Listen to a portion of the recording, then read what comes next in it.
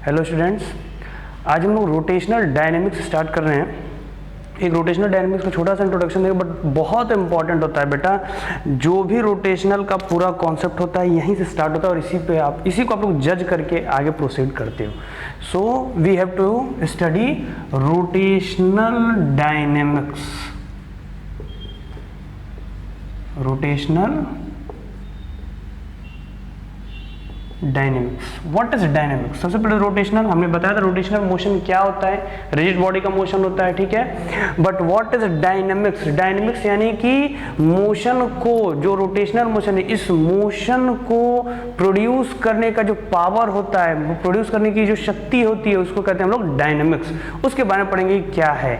तो सबसे पहले एक एग्जाम्पल लेते हैं। Let us take a example. Which example? We have to consider example of a fan. Fan का मोशन हम लोग देखते हैं बेटा। फैन के मोशन में क्या होता है, ध्यान दीजिए। फैन के मोशन में जब स्विच ऑन करते हो तो फैन धीरे धीरे स्पीड अप होता है, उसके बाद कांस्टेंट हो जाता है। जब स्पीड अप होता है तो उस वक्त वो एक्सेलरेट करता रहता है। कौन सा एक्सेलरेशन होता है? एंगुलर एक्सेलरेशन होता है, ठीक है। यानी कि जब आप फैन को स्पीड अप करते हो तो उस टाइम में उसके पास कौन सा एक्सेलरेशन होता है? उसके पास जो एक्सेलरेशन होता है वो होता है एंगुलर। लेकिन सबसे ज्यादा ध्यान देने वाली बात ये है बेटा कि क्या फैन का सेंटर ऑफ मास एक्सेलरेट करता है? Does the centre of mass of the fan accelerate और डज इट इज मूविंग? क्या वो मूव कर रहा है? क्या वो एक्सेलरेट कर रहा है? तो नहीं।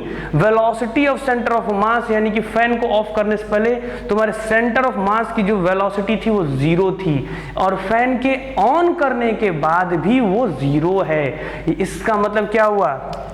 Velocity of centre of mass is same as previous, ये बोल सकते हैं, या फिर acceleration of centre of mass is 0।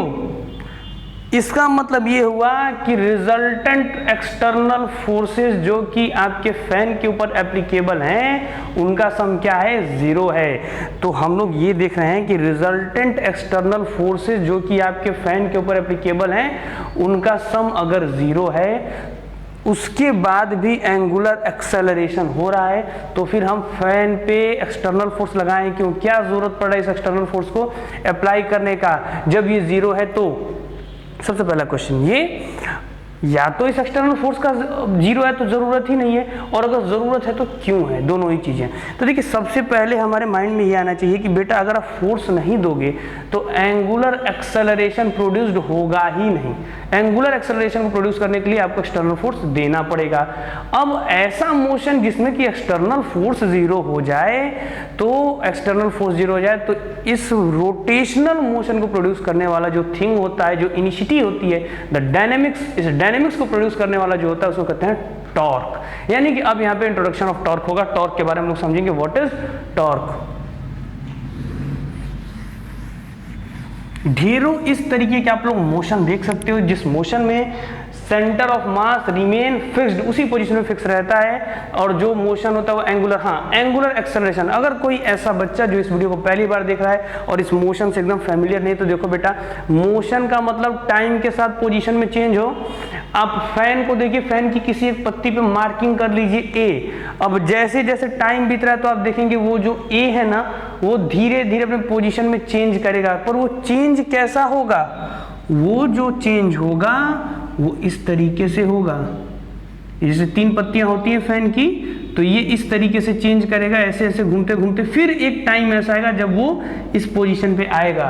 तो इस तरीके का जो पोजीशन में चेंज होता है मोशन के दौरान, उसको कहते हैं एंगुलर। इसमें ये क्या कर रहा है? एंगुलर चेंज प्रोड्यूस कर रहा है, ठीक है। तो एंगुलर चेंज प्रोड्यूस कर रहा है, और एंगुलर चेंज प्रोड्यूस करते करते अगर अपने चेंज को बढ़ा रहा है या कम कर रहा है, तो वो जो एक्सेलरेशन होता है वो एंगुलर एक्सेलरेशन होता है। तो ये तो हमारा मोशन के बारे में हमने आपको बताया, रोटेशनल मोशन। और अब आती है हमारी मेन क्वांटिटी टॉर्क।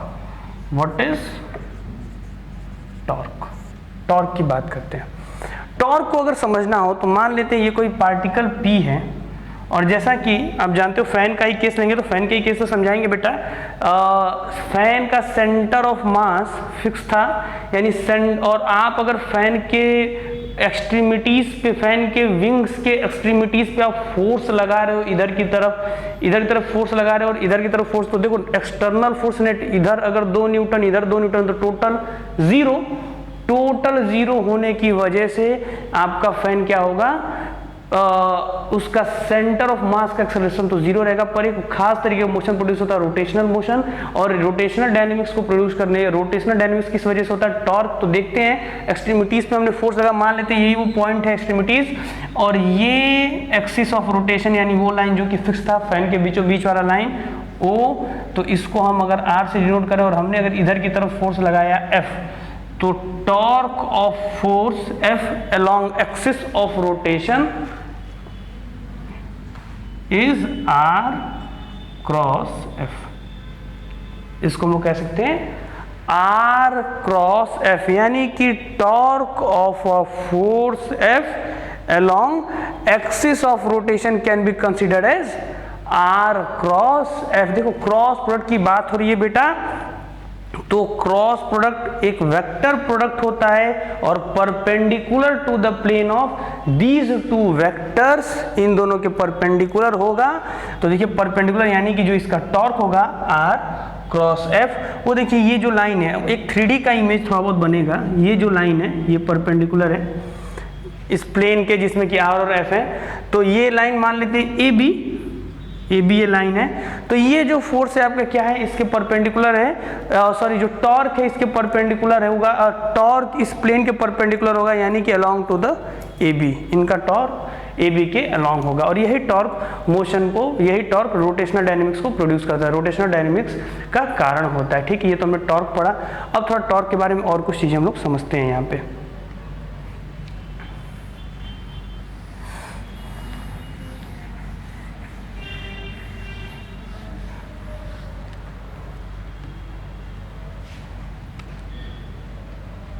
टॉर्क के बारे में कुछ चीज़ें और ध्यान से समझिए। जैसे मान लीजिए ये एक हेलीकॉप्टर है, सपोज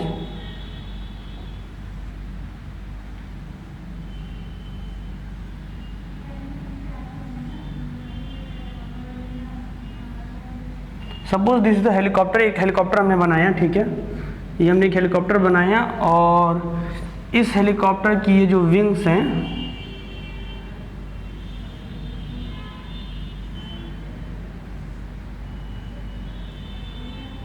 ये जो इसके विंग्स हैं,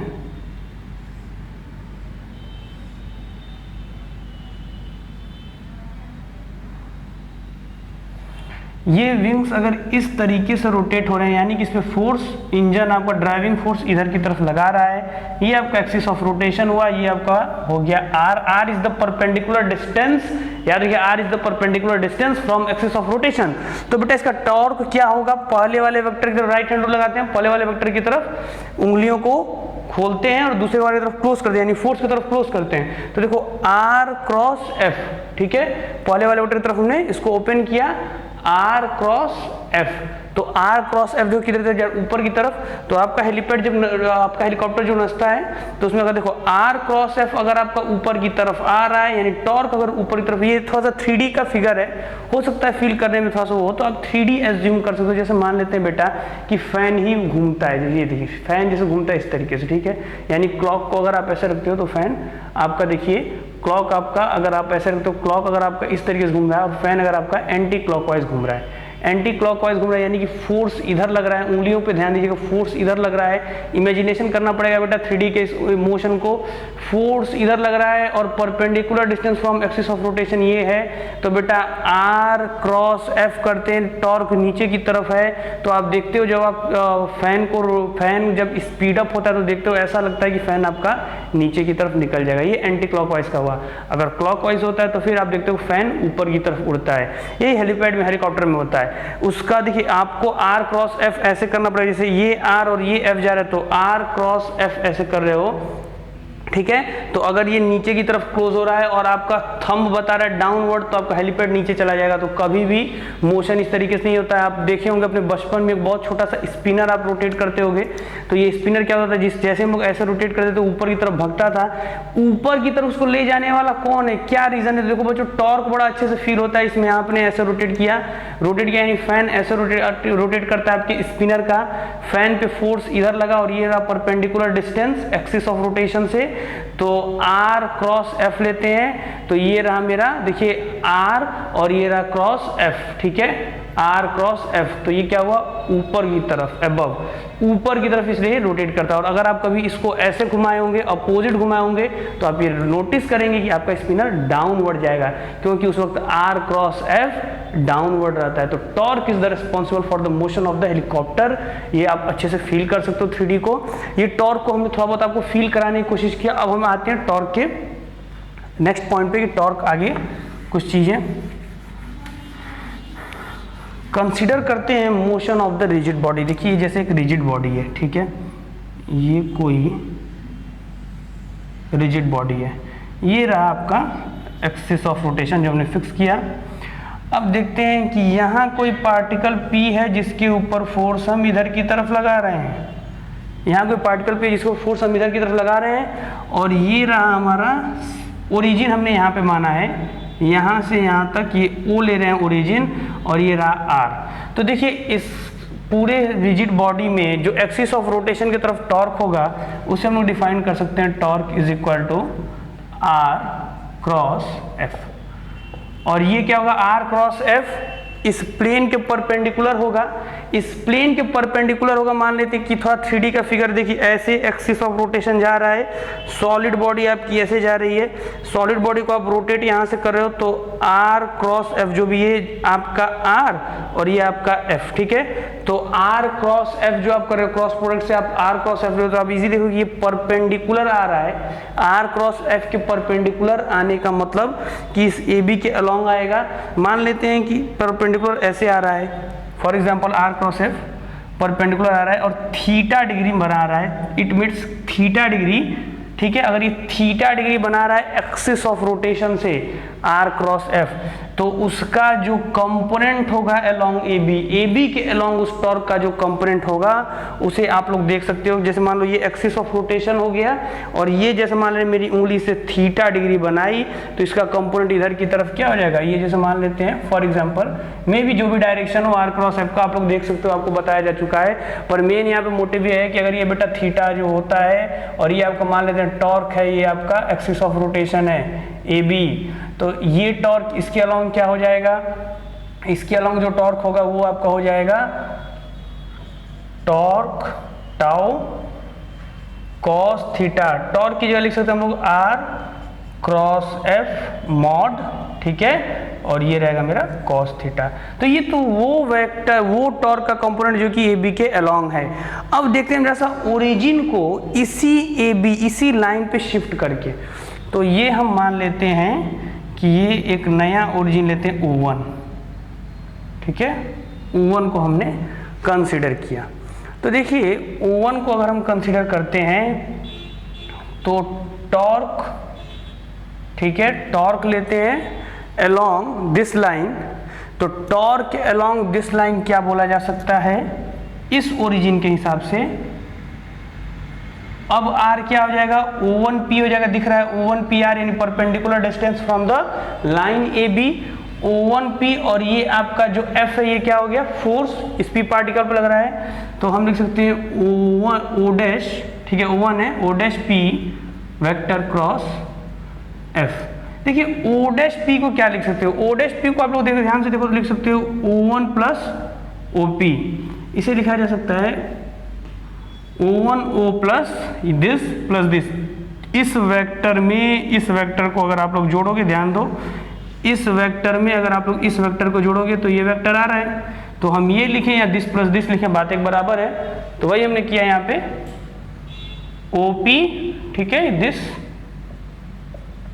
क्रॉस F। अब देखा जाए क्या होता है, O1O क्रॉस F, ठीक है, प्लस OP क्रॉस F। अब एक बात ध्यान से समझिएगा, O1 O क्रॉस F की बात बोलते हैं, यानी O1 O और क्रॉस F।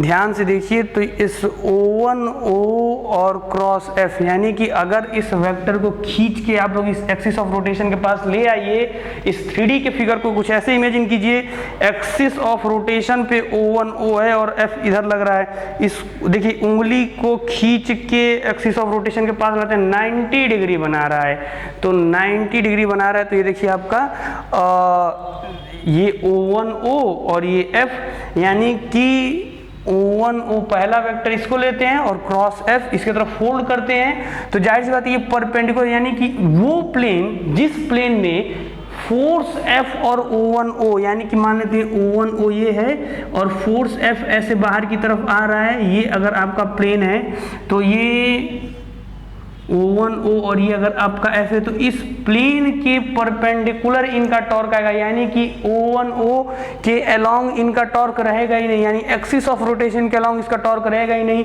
तो torque of this along axis of rotation is 0, perpendicular रहेगा, जाहिर से क्रॉस प्रोडक्ट परपेंडिकुलर होता है। तो ये यहाँ देखिए हमने क्या बोला, टॉर्क 0 हमने नहीं बोला, हमने बोला torque of this along axis of rotation is 0, ठीक है। हमने ये बोला कि O1 O का, क्योंकि O1 O इसी लाइन पे लाई कर रहा है, अब इससे F का क्रॉस प्रोडक्ट आप लोगे तो ये उस प्लेन के परपेंडिकुलर, यानी कि कुछ इस तरीके का है, जैसे मान लो कि ये आपका एक्सिस ऑफ रोटेशन और ये मेरा हाथ बॉडी हो गया, तो F मान लेते हैं इस उंगली पे लग रहा था, इस उंगली से खिसका के इसको यहाँ लाते हैं, तो ये F हो गया, जो ये फिंगर है ये फिंगर F हो गया, तो ये जो खाली प्लेन दिख रहा है इस प्लेन के परपेंडिकुलर होगा टॉर्क, तो इस मार्कर के तो अलोंग हुआ ही नहीं।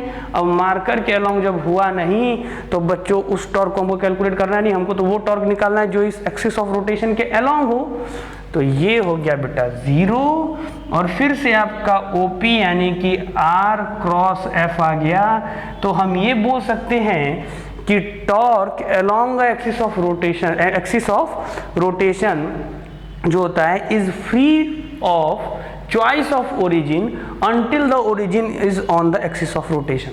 अगर आप एक्सिस ऑफ रोटेशन पे कहीं भी ओरिजिन लेते हो तो टॉर्क को उससे कोई मतलब नहीं है, वो जितना लगना है उतना ही लगेगा, वो उस पर डिपेंड नहीं करता है, आपकी चॉइस ऑफ ओरिजिन पे डिपेंड नहीं करता है। कब आपको इसी पे लेना है, ये नहीं कि इस एक्सिस ऑफ रोटेशन को चेंज करके यहाँ पे आप ले लिए, ठीक है। एक्सिस ऑफ रोटेशन चेंज करोगे तो टॉर्क भी बदल जाएगा, ये हम लोग अभी आगे इसके बारे में अच्छे से पढ़ेंगे। तो ये टॉर्क के कुछ कॉन्सेप्ट है, बेसिक कॉन्सेप्ट, ये बहुत कॉम्प्लिकेटेड होते हैं बेटा, समझने में बहुत प्रॉब्लम होता है, पर इन चीज़ों को बहुत ही शॉर्ट में टेबुलेट करके आपको समझाने की कोशिश की गई है। आप इन चीज़ों को देखिए और टोटल समझने की कोशिश कीजिए, तो बेटा रोटेशनल डायनेमिक्स आगे जाके और बहुत ज़्यादा आसान हो जाएगा। हमने एक छोटा सा थ्योरम बताया है, उस पर 1-2 क्वेश्चन होते हैं जिसके बारे में हम लोग आगे डिस्कस करेंगे, ठीक है।